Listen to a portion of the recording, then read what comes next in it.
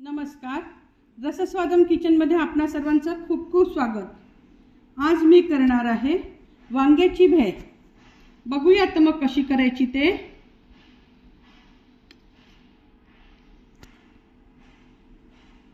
यासाठी लागणारे साहित्य म्हणजे अशी ही लांब लांब वांगी, ज्याला आपण केळी वांगी पण म्हणतो। हे दोन प्रकारात येतात, जांभळे पण येतात, असेही कुठलेही घेऊ शकतो। हे असे वांगे घ्यायचे आणि त्याला असं मधून काप करून घ्यायचं।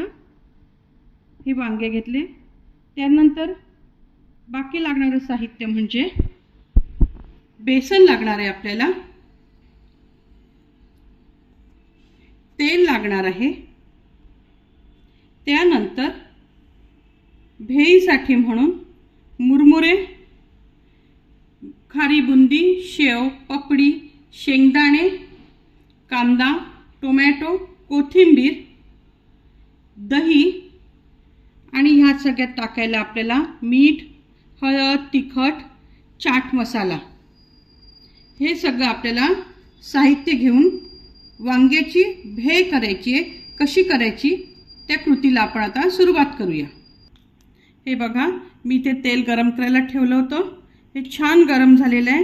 यात आपण आता हे असं एक एक वांग सोडायचं आहे। मी वांग्याचं टोक कापून घेतलेलं आहे थोडंसं, फक्त आपण धरू शकू इतपत ही दांडी मी ठेवलेली आहे। आपल्याला आता हे वांगे सगळेसे तळून घ्यायचे आहेत।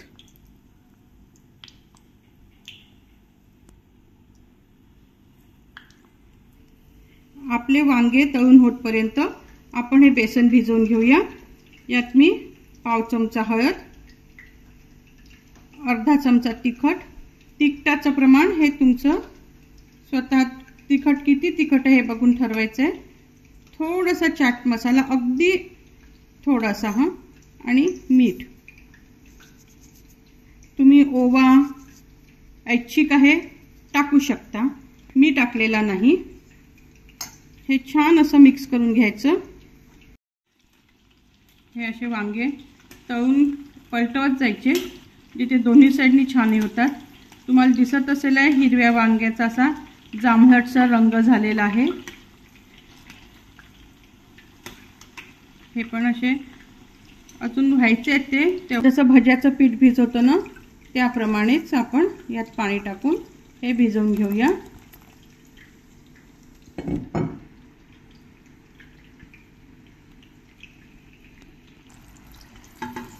हे बघा, आता हे वांगे आपला दिसत असेल तुम्हाला कसा रंग बदललेला आहे आणि वांग असं लूज पडतं पहा तळल्यानंतर।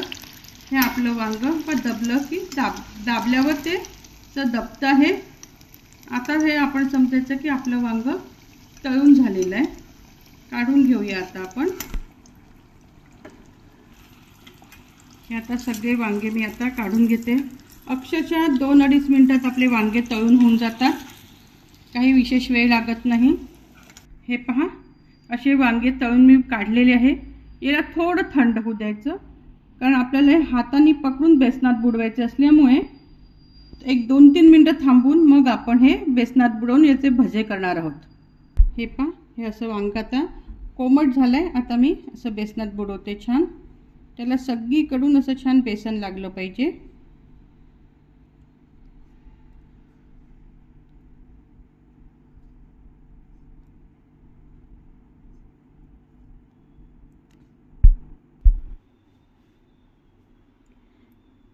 हे बघा, आपण आता हे वांग असं बेसनात बुडवलेलं कढईत सोडणार। जसं मिरचीच्या भज्यांसाठी किंवा ब्रेड पकोड्यासाठी कितपत घट्ट आपण बेसन भिजवतो ना, तितपत घट्ट बेसन भिजवायचं आहे। तर दुसरी वांग मी असं छान बेसनात घोळते आणि कढईत टाकते।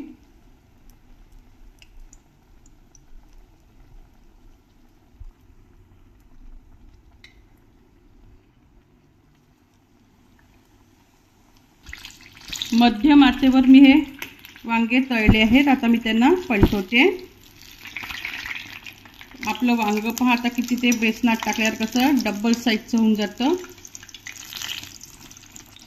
हे आहे ना एक स्ट्रीट फूड होतं. एका ठिकाणी मी गेले होते तेव्हा स्ट्रीट फूड मी खाल्लं होतं आणि मला फार आवडलं. घरी आल्यावर करून बघितलं, घरच्या सगळ्यांना आवडल्यावर मग मी ठरवलं की हे मी करते आणि तुम्हाला पण दाखवते की ही वांग्याची भेळ किती सोपी आणि खूप छान लागते.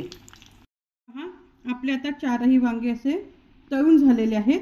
आता आपण त्यातलं एक वांग घेऊया.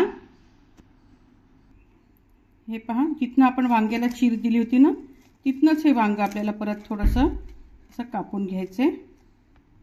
हे बघ असं. आणि ह्याच्यामध्ये आता आपल्याला असं कापल्यावरती तिखट आपल्याला किती पाहिजे त्याप्रमाणे थोडंसं मीठ आणि असं छान चाट मसाला थोडा जास्त घालायचा आहे. आता याला आपण असे कट देऊन देऊ 4.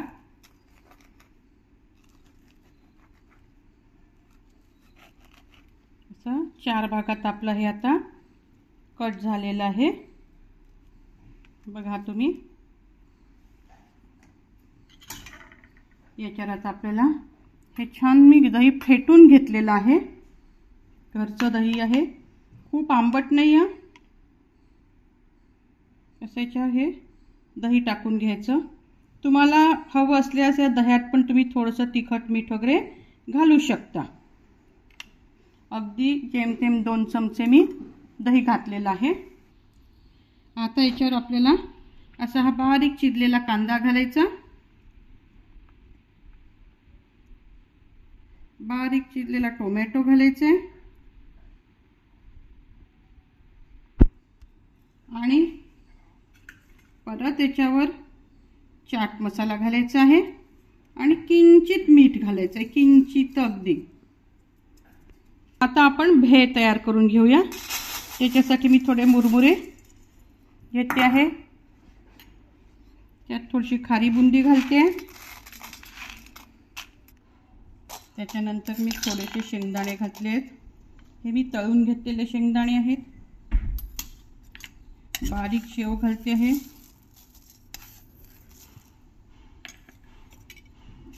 थोडीशी पपडी घेतली आहे, तिला बारीक करून याच्यात हातानेच चुरून घेतली आहे. थोडीशी कोथिंबीर आणि आता याच्यात तिखट आपल्या इच्छेनुसार. चाट मसाला, यात मी भरपूर चाट मसाला घालते आहे आणि चवीप्रमाणे मीठ.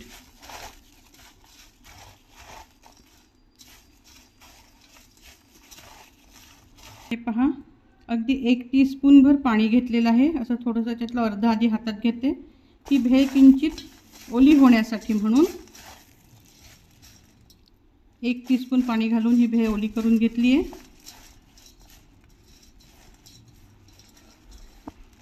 हे पहा, ही अशी भेळ तयार झाली आहे. ही जरा तिखटच असते. मी तिखट केलेली पण आहे, पण आपल्याला कसं तिखट लागतं त्याप्रमाणे तुम्ही प्रमाण ठरवू शकता. आता ही याच्यावर अशी पसरवायची भेळ.